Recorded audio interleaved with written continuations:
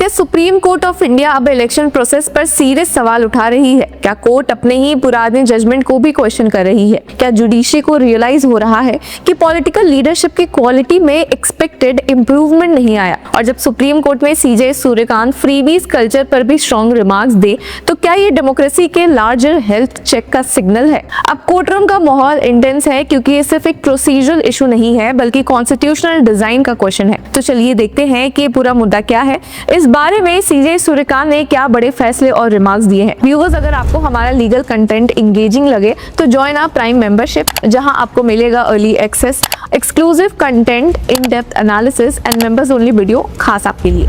अब व्यूअर्स, हुआ है कि रिसेंट की सुप्रीम कोर्ट हियरिंग में सीजे सूर्यकांत और जस्टिस जॉय मारिया बागची ने एक डायरेक्ट सवाल पूछा है कि has the quality of leaders elected improved with NOTA. अब ये सवाल सीधा 2013 के लैंडमार्क जजमेंट की तरफ इशारा करता है, जहां सुप्रीम कोर्ट ने आर्टिकल 19 सबसेक्शन 1A के एम्बिट में वोटर के एक्सप्रेशन ऑफ डिसेंट को रिकॉग्नाइज करते हुए ईवीएम्स में नोटा ऑप्शन इंट्रोड्यूस करवाया था। अब कोर्ट ने तब कहा था कि सीक्रेसी ऑफ बैलेट और फ्रीडम ऑफ एक्सप्रेशन वोटर का कॉन्स्टिट्यूशनल राइट है। लेकिन अब इशू ये है कि section 53 subsection 2 of the representation of the people act 1951 के तहत अगर सिर्फ एक कैंडिडेट कंटेस्ट कर रहा हो तो उसे बिना पोल के इलेक्टेड डिक्लेयर कर दिया जाता है और यहीं से क्लैश क्रिएट होता है। अगर इलेक्शन ही नहीं होगा तो वोटर नोटा को ऑप्शन कैसे एक्सरसाइज करेगा? अब पिटिशन फाइल की है विधि सेंटर फॉर लीगल पॉलिसी ने, आर्ग्यू करते हुए कि ये प्रैक्टिस वोटर के चॉइस को इफेक्टिवली नलिफाई करता है। अब पिटिशनर्स का कहना है कि जब नोटा को 2013 में जुडिशियली रिकॉग्नाइज किया गया तो उसका स्पिरिट ये था कि वोटर डिससैटिस्फैक्शन फॉर्मली रिकॉर्ड हो। अगर अनकंटेस्टेड इलेक्शन में पोल ही नहीं होगा तो ये स्पिरिट वायलेट होती है। अब यहाँ पर सीनियर एडवोकेट अरविंद दत्तर ने सुप्रीम कोर्ट की बेंच को बताया कि एक न्यू ट्रेंड इमर्ज हो रहा है जहां कैंडिडेट्स को विड्रॉ करवाया जाता है ताकि सिर्फ एक ही कैंडिडेट बचे। ये एलिगेशन अगर प्रूव होता है तो आर्टिकल 14 के इक्वलिटी प्रिंसिपल और फ्री एंड फेयर इलेक्शंस के बेसिक स्ट्रक्चर डॉक्ट्रिन से लिंक्ड कंसर्न्स रेज करता है। Democracy can not be reduced to procedural shortcuts, लेकिन बेंच ने एक फंडामेंटल स्ट्रक्चरल कंसर्न हाईलाइट किया कि NOTA is not a person and can not fill a seat. यहाँ प्रैक्टिकल गवर्नेंस इशू आता है। अगर नोटा को ज्यादा वोट्स मिल जाए तो क्या इलेक्शन कैंसिल होगा? क्या रिपीटेड इलेक्शंस होंगे? क्या सीट वेकेंट रहेगी? अटॉर्नी जनरल आर वेंकटरमनी ने अपोज करते हुए कहा कि petitioners indirectly right to vote को फंडामेंटल राइट एलिवेट करने की कोशिश कर रहे हैं। उन्होंने आर्ग्यूमेंट दिया कि इलेक्टोरल रिफॉर्म्स पार्लियामेंट का लेजिस्लेटिव डोमेन है। Law can not be tested on too many hypotheticals. यहाँ सेपरेशन ऑफ पावर्स का प्रिंसिपल एक्टिव हो जाता है।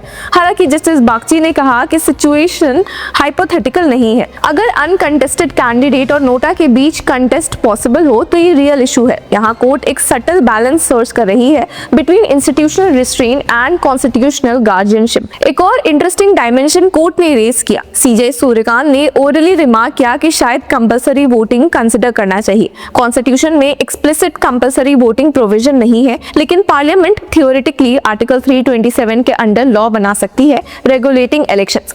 क्वेश्चन ये है कि क्या कंपल्शन आर्टिकल 19 फ्रीडम से कन्फ्लिक्ट करेगा या पब्लिक ड्यूटी के नाम पर जस्टिफाइड होगा? और यहीं पर अगर हम फ्रीबीज डिबेट को इस फ्रेमवर्क में देखें तो मामले इंटेंसिफाई हो जाते हैं। इसी बेंच ने रिसेंटली इनडिस्क्रिमिनेट फ्रीबीज पर कंसर्न रेज किया जब तमिलनाडु पावर यूटिलिटी मैटर आया था। सीजे सूर्यकांत ने ऑब्जर्व किया कि रेवेन्यू डेफिसिट स्टेट्स भी large scale free schemes announce कर रहे हैं। The economic development of the nation will be hampered by this kind of largest distribution. यहाँ फिस्कल फेडरलिज्म और आर्टिकल 282 रेलेवेंट हो जाता है जो स्टेट्स को पब्लिक पर्पस के लिए ग्रांट्स अलाउ करता है। लेकिन अगर वेलफेयर स्कीम्स इलेक्टोरल अपीजमेंट बन जाए तो क्या ये लेवल प्लेइंग फील्ड डिस्टॉर्ट करता है, वो भी अंडर आर्टिकल 14। यहाँ पर सीजे सूर्यकांत ने एक इंटरेस्टिंग सवाल भी पूछा कि क्या स्टेट्स रेवेन्यू अच्छे से इस्तेमाल भी कर रहे हैं? States are running into deficit but still giving freebies. See 25% of the revenue collect in a year, why can it not be used for the development of the state? और जब bench ने ये भी सवाल पूछा कि what kind of a culture are we developing in India, it is understandable that as part of the welfare measure you want to provide to those who are incapable of pay the electricity charges, तो सवाल बहुत serious हो जाता है। Supreme court की bench ने ये भी पूछा कि क्या बिना डिस्टिंक्शन के सबको फ्री बेनिफिट्स देना अपीजिंग पॉलिसी नहीं है? डायरेक्टिव प्रिंसिपल्स अंडर आर्टिकल 38 और 39 स्टेट को सोशल जस्टिस प्रमोट करने को कहता है, लेकिन simultaneously article 14 equality before law demand करता है रैशनल क्लासिफिकेशन। अगर इकोनॉमिकली केपेबल लोग भी यूनिवर्सल फ्रीबीज का बेनिफिट लेते हैं तो रैशनल नेक्सस का क्वेश्चन उठता है। यहाँ पर जस्टिस जॉयमाल्या बागची ने बजटरी जस्टिफिकेशन की बात की। ये आर्टिकल 202 से 207 के स्टेट बजट प्रोविजंस के कंटेक्स्ट में रेलेवेंट है। प्लान्ड एक्सपेंडिचर और फिस्कल डिसिप्लिन कॉन्स्टिट्यूशनल गवर्नेंस का पार्ट है। कोर्ट का कंसर्न सिर्फ इकोनॉमिक नहीं डेमोक्रेटिक भी है। अगर इलेक्शंस फ्रीबीज के बिडिंग वॉर में कन्वर्ट हो जाए तो फ्री और फेयर इलेक्शंस का एसेंस डाइल्यूट हो सकता है। अब दोनों डिबेट्स को कंबाइन करके देखो। एक तरफ नोटा जिसे 2013 में एक्सप्रेशन ऑफ डिसेंट के लिए इंट्रोड्यूस किया गया था। पिटिशनर्स का आर्ग्यूमेंट कॉन्स्टिट्यूशनल फ्रेमवर्क पर बेस्ड रहा है। आर्टिकल 326 अडल्ट सफरेज की बात करता है। सुप्रीम कोर्ट ने पहले भी क्लैरिफाई किया है कि right to vote statutory right है, लेकिन right to express choice including rejection article 19 सबसेक्शन 1A के प्रोटेक्शन में आ सकता है। वहीं दूसरी तरफ फ्री बिल जो वोटर अपीजमेंट का टूल बन सकती है। क्या डेमोक्रेसी प्रोटेस्ट और प्रॉमिस के बीच अटक रही है?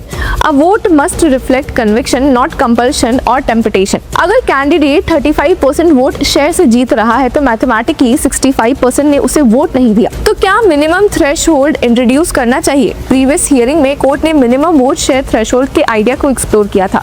अगर ऐसा होता है तो स्टैट्यूटरी अमेंडमेंट रिक्वायर्ड होगा। इस वक्त कोर्ट एक लार्जर इंट्रोस्पेक्शन फेज में भी लग रही है। जुडिशरी अपने ही 2013 की जजमेंट को स्क्रिप्चर ट्रीट नहीं कर रही। Judgments must respond to constitutional morality and ground realities. अगर नोटा सिंबॉलिक रह गया है तो क्या उसे कॉन्सिक्वेंशियल बनाना चाहिए या सिस्टम स्टेबिलिटी को प्रायोरिटी दी जाए? फाइनल रिजोल्यूशन कॉम्प्लेक्स होगा। अगर सेक्शन 53 सबसेक्शन 2 को अनकॉन्स्टिट्यूशनल डिक्लेयर किया जाता है तो लेजिस्लेटिव वैक्यूम क्रिएट हो सकता है। अगर अपहोल्ड होता है तो डिसेंट सिंबॉलिक ही रहेगा। अगर पार्लियामेंट पर छोड़ दिया जाता है तो पॉलिटिकल अकाउंटेबिलिटी टेस्ट होगी।